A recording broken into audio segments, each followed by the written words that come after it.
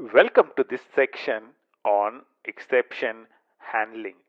In this section, let's focus on all the important things around exception handling.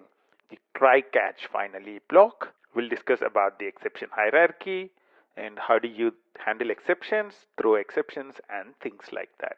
In this specific step, let's discuss about your thought process when you are doing exception handling. How should you think when you're doing exception handling? One of the most important things is it's not just the bad programmers who cause exceptions. Even code written by good programmers can have exceptions. Exceptions are very commonplace. Exceptions can occur because of bad code and also because your expectations on the environment were not met.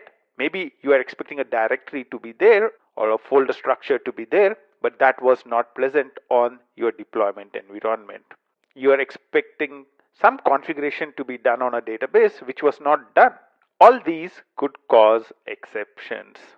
For me, the most important thing is great programmers handle exceptions very well. When I write code which has an expectation, I would make sure that if that expectation was not met, then I would clearly highlight that. And that's done through proper exception handling. So, what are the two keys to exception handling? For me, the most important thing if something went wrong is in your system, you should give a good message to the end user. You should tell him what are the next steps he can take. If let's say your system expects a file to be there and the file was not present and because of that an exception happened, you should tell the end user, hey, the file that was expected to be present at this specific location was not there. That's the reason why the program failed. It should have a very friendly message to the user.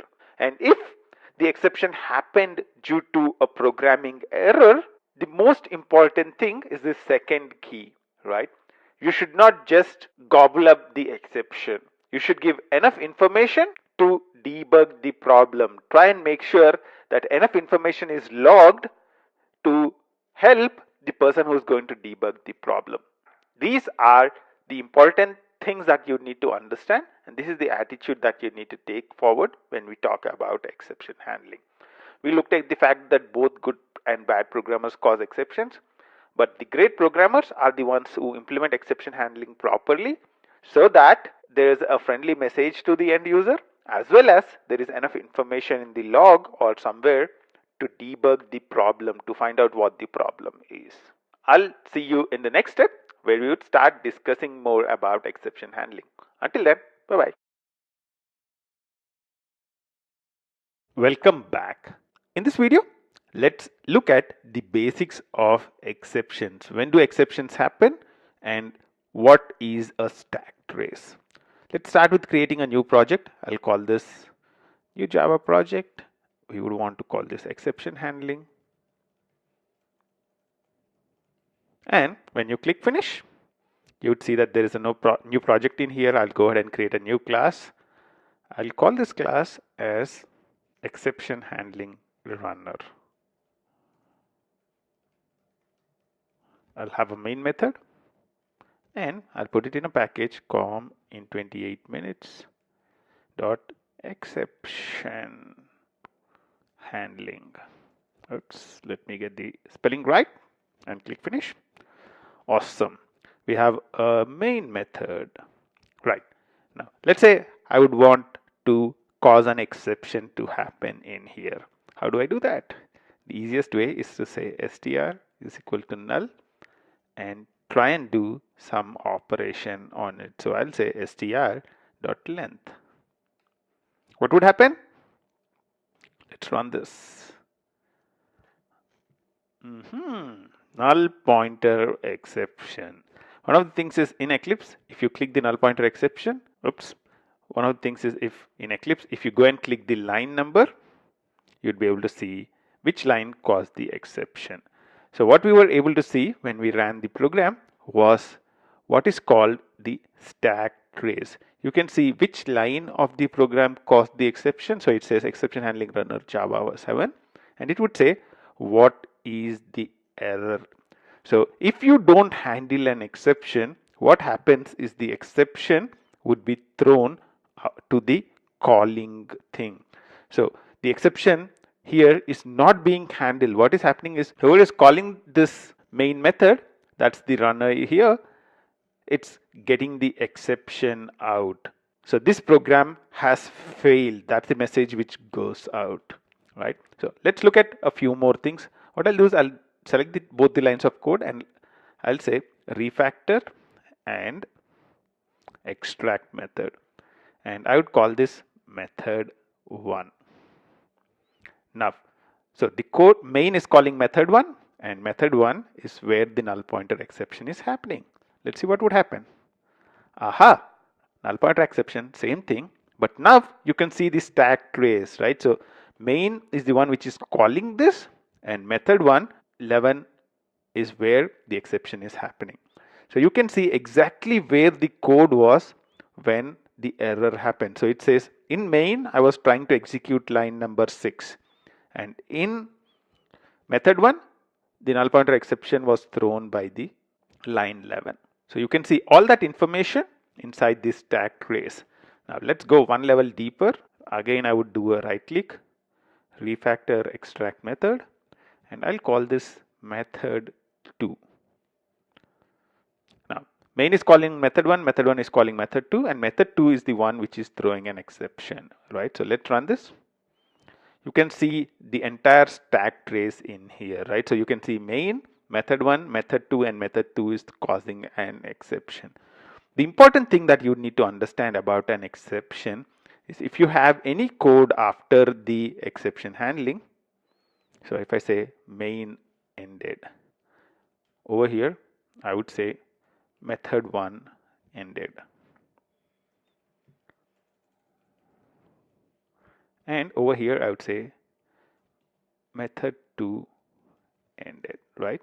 So if I run this, you would see that none of the system.out.printlns are being executed. Why are they not being executed? Because main is calling method 1 and method 1 is calling method 2. Method 2 is causing an exception on this line. So once an exception is thrown, and if it's not handled, what would happen? It would be thrown up. So method 2 is trying to handle the exception. It does not have any exception handling in here, so it sends it to method 1. Method 1, aha, I don't know how to handle this.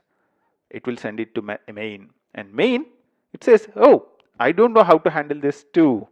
So it would throw it out, and the subsequent lines in that particular method are not being executed. Because of an exception in method 2, none of the code in method 1 main is being executed. This might be a problem in a number of scenarios. The idea behind this video was to get you to understand two important things. One is when an exception happens, and if you are not handling it, then the code after that in that specific method is not executed. And also in the calling methods, if you are not handling the exception, the code after the method call which is causing the exception will not be executed as well. And exceptions go up the call chain. So method 2 caused the exception and it's called from method 1. So it goes to method 1. Method 1 is called from main, so it goes to main. And if at the end main is the final authority, and if it's not being able to handle it, then it would throw it out, and that's what we see it in the output when we execute the program. The other thing we saw was that when we have an exception, we get a stack trace. And the stack trace is very useful when you want to find out how the exception happened. I'll see you in the next step. Until then, bye-bye. Welcome back. In the previous step, we were introduced to what is a stack trace, and we saw that the code after an exception in a method is not executed, and we saw that exception flows up the call chain. In this step, let's focus on how to handle the exceptions. What I'll do is I'll copy the class and paste it in here. So I'm just going here, highlighting this, Control C, Control V, or Command C, Command V, and I would call this exception handling runner 2. So let's open up the exception handling runner 2 and use that for this specific step. Now, what I'll do is I'll go to the method 2. Over here, we are throwing an exception, and I would not want that exception to be thrown to method 1. How can I do that? How can I prevent this exception from going up the chain? We can add in something called a try catch block. So the try catch block syntax is very simple, right? So try, and you would start a block in here, in the block after the code that you would want to handle the exception at, and after that is your catch exception, and you can say ex. Exception is one of the classes which is present in Java. As you can see, it's in the package java.lang. As you can read it in here, it says the class exception and its subclasses are a form of throwable that indicates conditions that a reasonable application might want to catch. Oops, flowery language. Okay, in here, what we would do for now is do exception.print stack trace. What we are doing is when an exception happens, we are trying to print the entire stack trace to the output. One of the things which we learned earlier is when you handle an exception, if you don't do anything in here, so I'm just not doing anything here and I'm running the program. What do you think will happen? It says method 1 ended and main ended. So it says, okay, main calls method 1 calls method 2 calls, in the method 2 an exception happens and we are not doing anything in here. That means the exception is gobbled up. The exception is eaten up.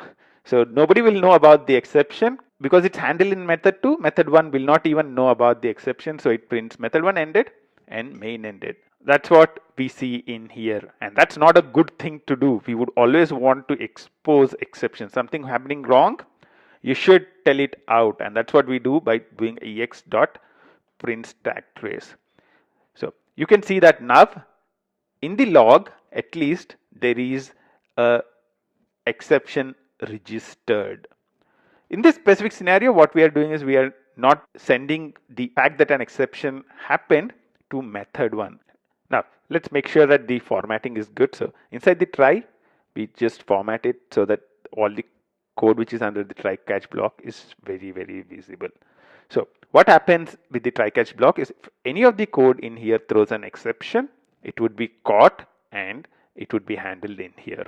And because we are not throwing the exception out again, what would happen is the exception will be hidden from the other methods. So method 2 is causing the exception and method 2 handled it. So method 1 will not know about the exception at all. It would think, okay, method 2 did something right, and it would go ahead and execute the next line of code, and the flow shifts. Once the method 1 completes execution, it goes to main ended.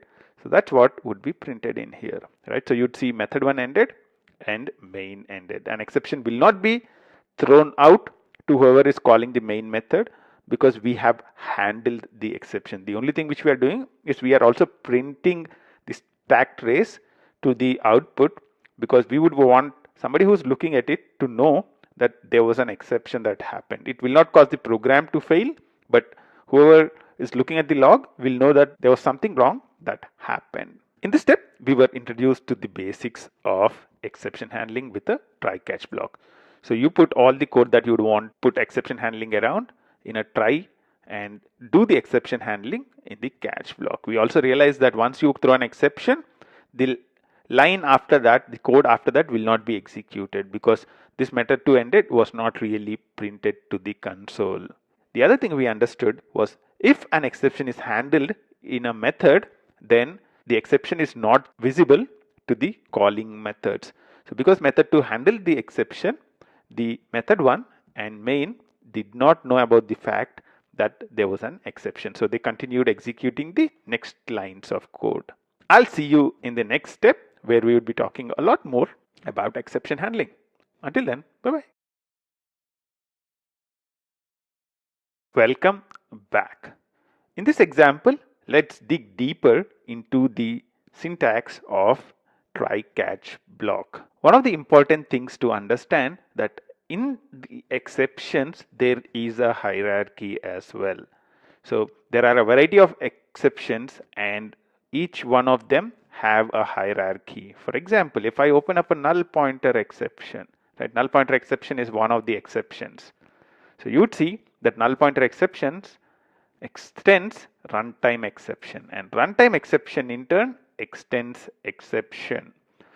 So null pointer exception is a subclass of runtime exception, and runtime exception is a subclass of exception. So in a way, exception is a superclass of null pointer exception, right?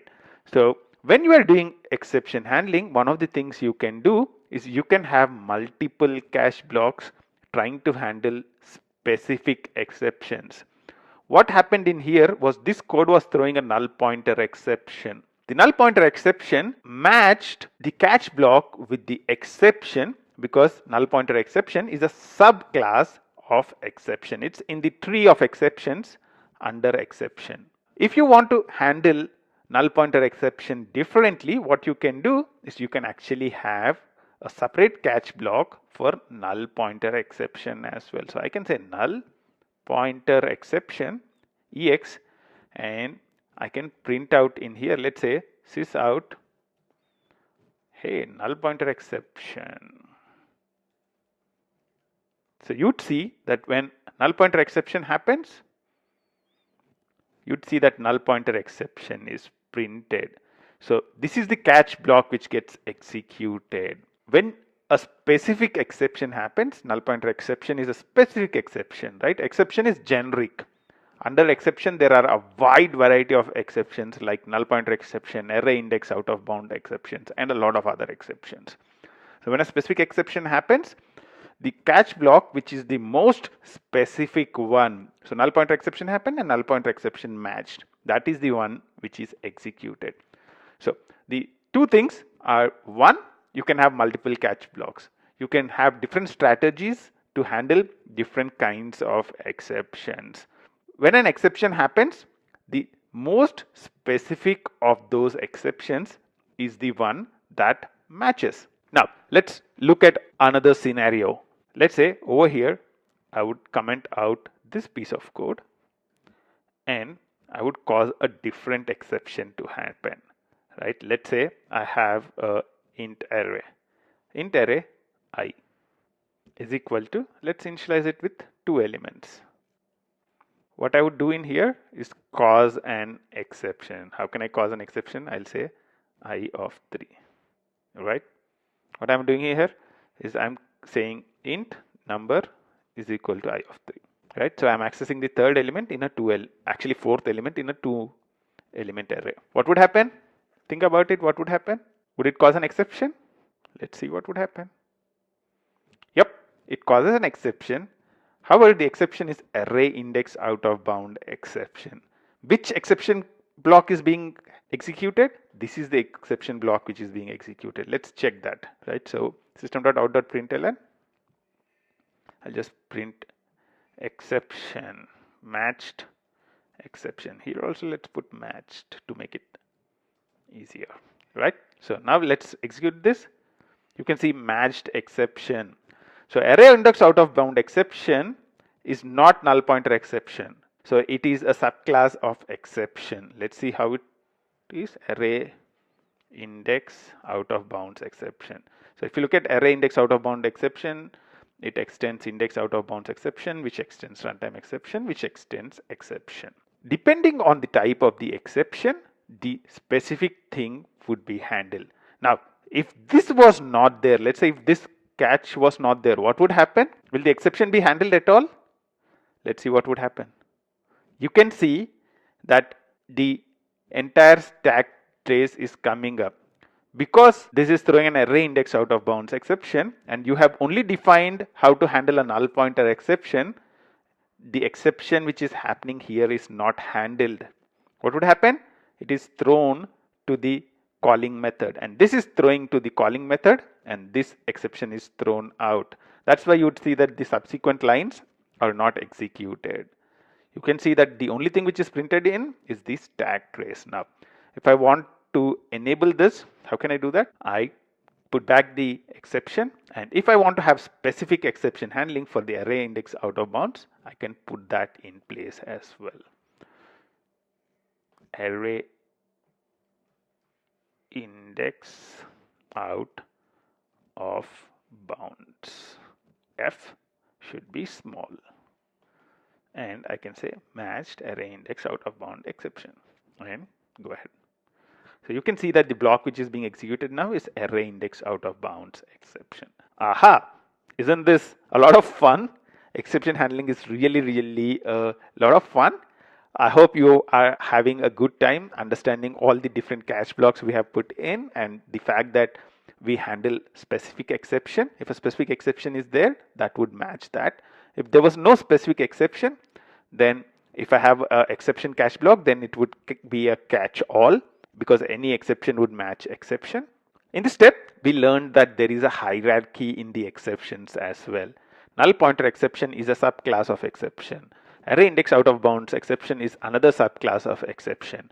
We also learned that if an exception happens, and even though there is an exception handling for some other exception, it will not match that. So if an array index out of bounds exception occurs, and if there is exception handling only for a null pointer exception, then the exception handling will not be executed. For an exception to be matched, it should be at least that exception or a super class of that exception. For example, if it's array bounds index out of bounds exception, it should be either array index out of bounds exception, the catch should either be array index out of bounds exception, or a index out of bound exception, or a runtime exception, or a exception. One of these catch blocks would match. Cool. Try and play around with exception handling a lot more, and I'll see you in the next step with a lot more about exception handling. Until then, bye-bye. Welcome back. In this video, let's look at another important part of the try catch block, which is finally. We'll understand why finally is needed, and we will look at what you can do with finally. Let's create a new class, and I'll say finally runner, and I'll call this main. And what we want to do here is use a specific thing. So earlier, when we were scanning input from the user, we were trying to get the input from the user, we used a class called scanner, right? So scanner is equal to new scanner. I would want to get the input from the user. So system.out is output, system.in is input. Now I can import java.util.scanner. So one of the things about a scanner is after using a scanner, you should call scanner.close. If you don't call scanner.close, there might be some resource leakage. So there might be some memory leaks which might happen. Let's say the code in between, there is some code in between doing a lot of logic. Let's not worry about all the code which is present in here. Let's say one of the places I have an array. So int array numbers is equal to, let's say 1, 2, 3, 4, 12. Okay, 12, 3, 4, 5. That's cool, right? So this array has 4 elements. Let's say I say numbers of 5 in here. Int number is equal to numbers of 5. What would happen if I run this program? An exception would happen. It says array index out of bound exception. This line of code is throwing an exception. Now, what would happen if there is an exception? System.out.println. What I can do is before scanner close. Now, what happens? Will before scanner close be printed? Nope, because an exception happened. It goes out. It doesn't come to this line. So the scanner is opened, but the scanner is not closed. If you do that repeatedly for a number of times, it would cause a memory problem. A single object in memory might not be a problem, but let's say this is in a piece of code which is executed millions of times, and out of which maybe 1,000 or 10,000 times there are exceptions. Then you're causing leakage of the objects because this code is causing an exception and we are not closing the scanner. How do we ensure that a scanner.close is always called? That's where the finally block comes in. Let's now start with a try catch, right? So that's basically what we would typically do to do exception handling to handle this, right? So try and catch. And I'll catch exception in general. Just let's keep it very simple and do e.print stack trace. Okay, let's format the code, Control Shift F, and run this. You can see that e.print stack trace is being printed. And if I do a line of code in here, after the try, you'd see that just before closing out main, you'd see that this line would be executed, right? Because the exception is handled, we are printing the stack trace out, and the line after that is executed. But what we want to also ensure is we would want to make sure that scanner.close is called. How can I ensure that even if there is an exception, scanner.close is called? The way you can do that is by moving scanner.close to something called a finally block. So I can say scanner.close in here. Now you'd see that there is a compilation error because scanner is defined in this block and it's not available. So what we would need to do is the scanner, I would move it outside. Scanner in here, I'll say scanner is equal to null, scanner is equal to new scanner here, and finally we want to do a scanner.close. Now I'll move this statement also into finally. Now let's see what would happen. Before scanner.close, after that scanner.close is called, and just before closing out main. That's cool, right? So what is happening here is this code in finally is always executed. So even if there is an exception or if there is no exception, this code is executed. So if I'm, let's say, trying to access number of 2, then what would happen? The code in finally is executed. So before scanner close.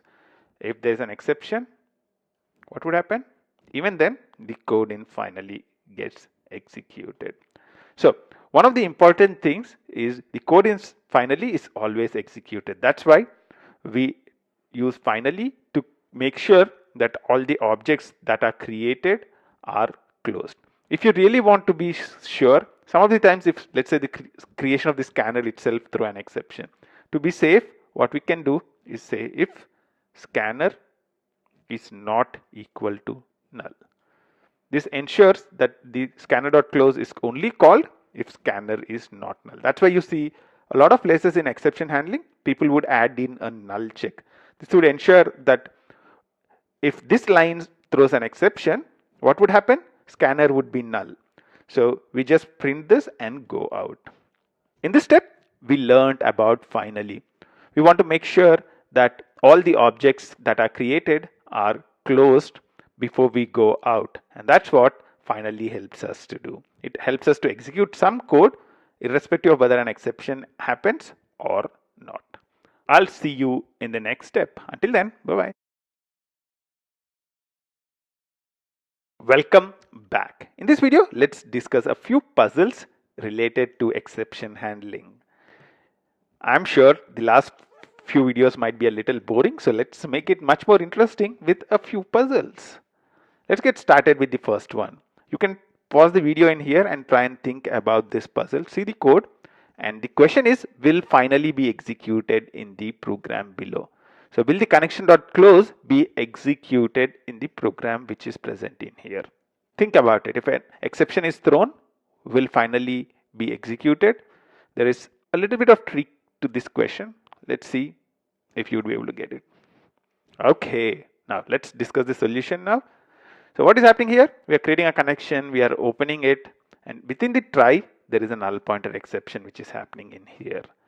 So if this null pointer exception happens, finally would definitely be executed, right? That's the reason why we have a finally. Cool. But let's say this code did not throw a null pointer exception. So there was no str is equal to, let's say, was assigned to a proper value. So str has a proper string value and there was no exception that is being thrown. Do you think finally will still be executed? Think about it. There is a return statement in here as well. So I'm saying return back. Will finally be executed or not? The answer to that is yes, finally will be executed. So whether there is an exception, whether there is a return, whether there is no exception, finally will be executed. Aha! The next question is much more interesting, right? So when is code in finally not executed? When do you think a line of code in finally might not be executed at all? Let's look at this example, right? So we have this code in finally. When will a line in finally not be executed? Let's say system.out.println throws an exception. Only in that case, this if statement will not be executed. A line in finally will not be executed if the lines before it throw an exception. Or there is one more scenario where a JVM crash happens. Exception is thrown, you are trying to handle the exception, and at this point your JVM crashes. You can also trigger a JVM crash by saying system.exit and say 1. I mean, don't do this, don't try. I mean, it's like the warning typically, right? Don't try this at home, right? Don't try this because this would cause your applications to crash. If you put it in a web application, Java EE application, it might cause the entire application to crash. Not just your servlet, but the entire application. So it says terminates the current running Java virtual machine, right? Don't try this. So when you call system.exit, then also the finally code will not be executed. Cool. I'll not comment it, actually I'll delete it, right? Let's not do that. So that's the answer to the puzzle. Let's look at the next puzzle. Will this code compile? You can see that there is a try, there is a finally, but what is missing? A catch is missing. Will this work? We saw that there can be a try catch without finally. Can there be a try finally without a catch? The answer to that is yes. You can have a try with a finally. That's cool. Will this code compile? There's just a try and there is nothing else. There's no catch, there is no finally. Actually, this code will not compile because what is the use of putting something in a try without telling either finally or catch, right? Catch would help us to handle exceptions.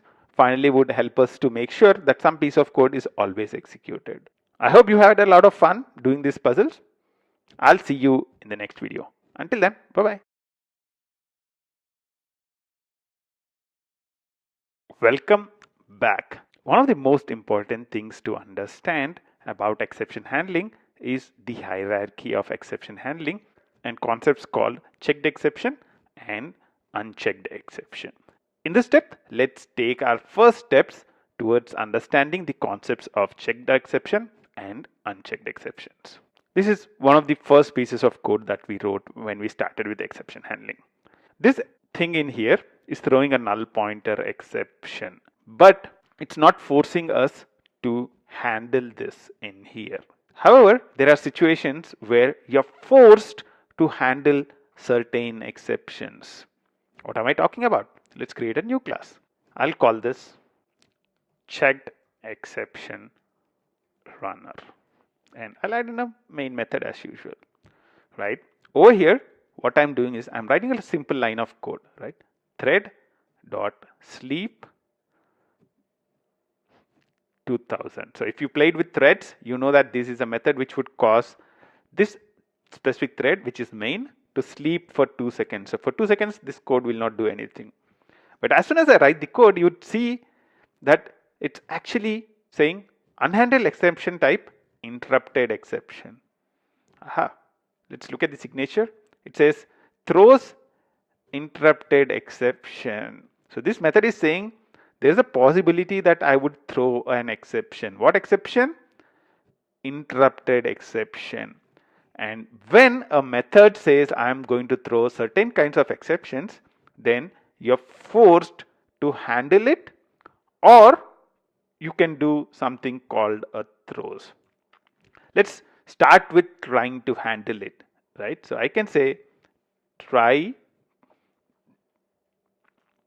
I can say catch. And what exception should we handle? The exception which it's throwing, right? Interrupted exception. Interrupted exception E, and over here I can say E dot print stack trace. Now, does that make the method happy? Now, if I execute the thing, you'd see that it would wait for 2 seconds and get killed. So if you increase it to 5000, you would see that the program would wait for 5 seconds and then it would get killed. What I'll do is I'll try and call some other method from here. Let's say some other method. Yep, that method is not there. So let's get Eclipse to create it for us. I'll say create some other method. So this some other method is, let's say now I would want to do the same thing in here, which I am doing in here. So Control C and Control V, thread.sleep 2000.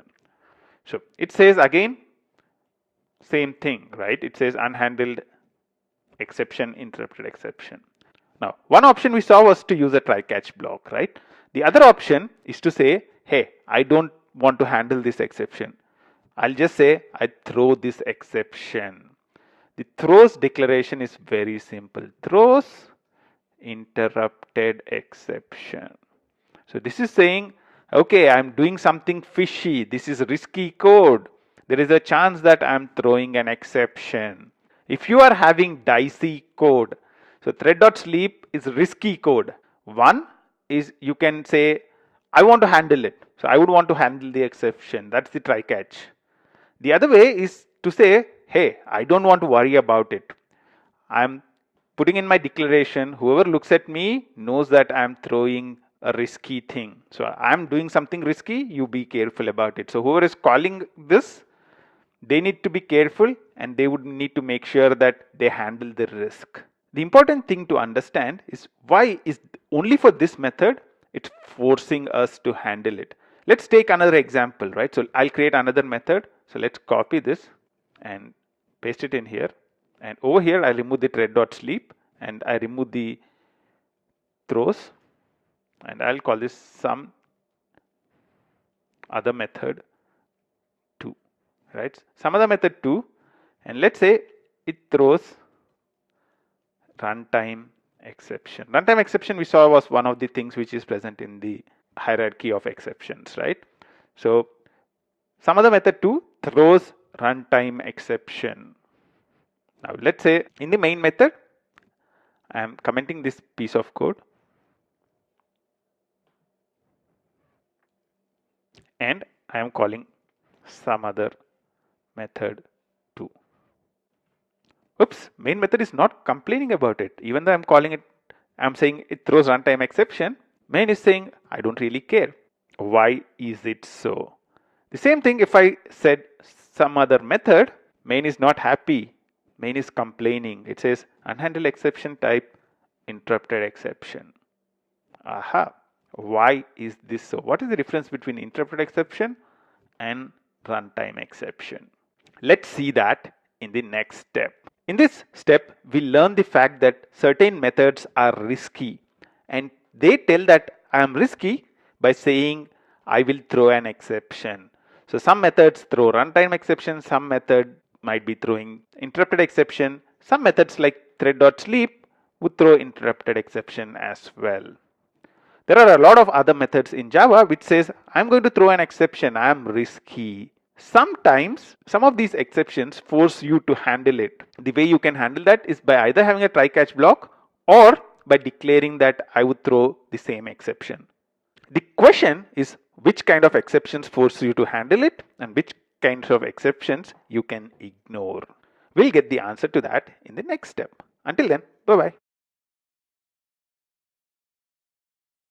Welcome back.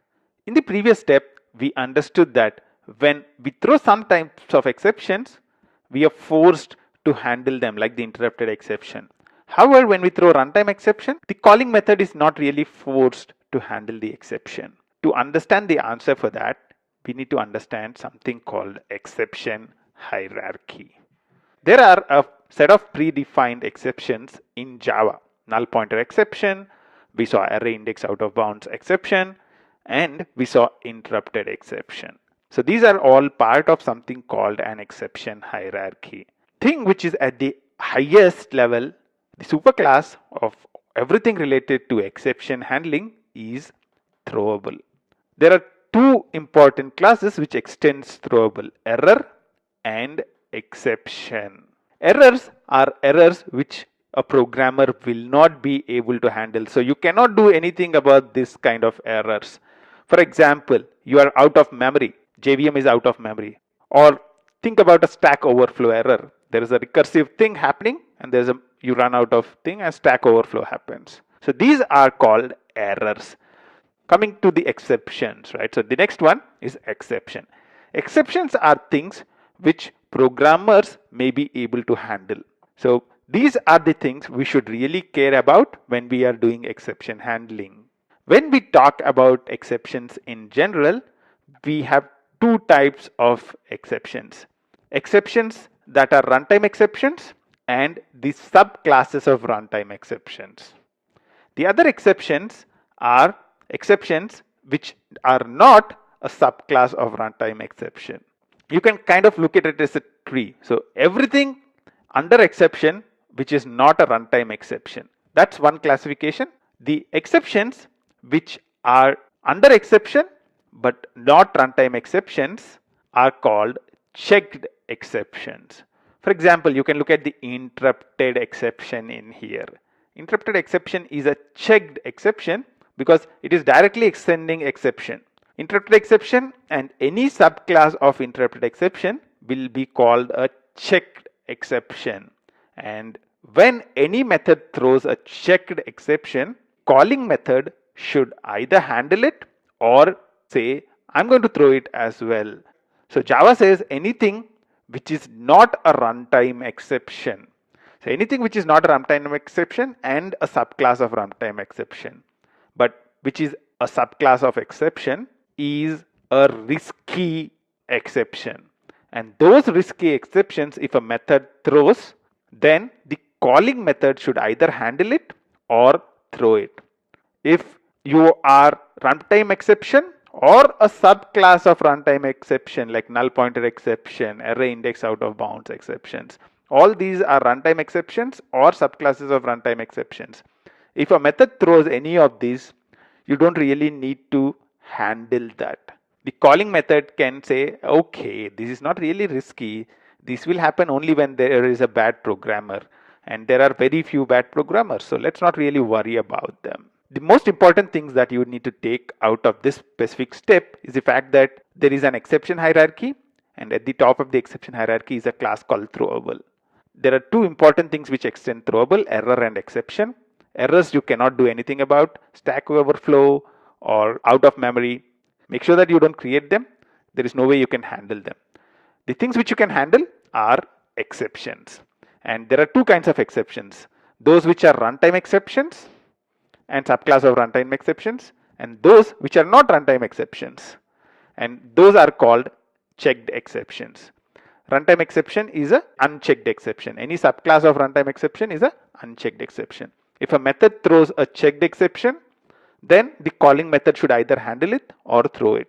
If a method throws a runtime exception, then the calling method need not do anything about it.